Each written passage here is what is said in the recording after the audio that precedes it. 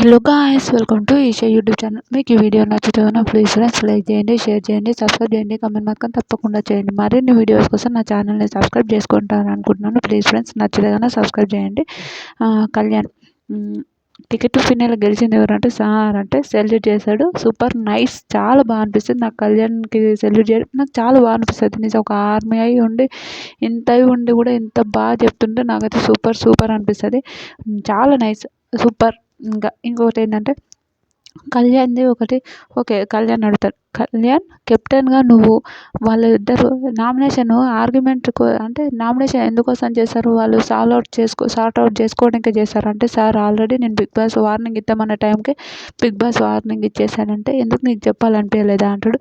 కళ్యాణ్ తనుజ దగ్గరకు వచ్చే వరకు ఆగిపోవడం వల్లనే అస్సలు నాకు కరెక్ట్ అనిపించలేదు. ప్లీజ్ కళ్యాణ్ గారు, మీరు విన్నర్ మెటీరియల్. ఎందుకు మీరు విన్నరే, ఐ థింక్ నాకు తెలిసిన కాడికి అయితే మీరు విన్నరే.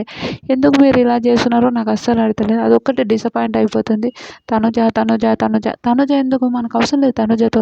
మనకేమైందో మనం ఆడాలి, మనమేదో వీళ్ళ నాన్న కళ్యాణ్ వాళ్ళ డాడీ మాట్లాడిన మాటలు అయితే మైండ్కి ఎక్కిపోతాయి. అంత బాగా మాట్లాడిండు. ఎందుకు ఈ కళ్యాణ్ తనుజ ఎంబడి ఓకే, బాండింగ్స్ ఉండడం గొప్ప, కానీ ఒకరే ఎంబడి ఉండడం కూడా నాకు అస్సలు నచ్చలేదు.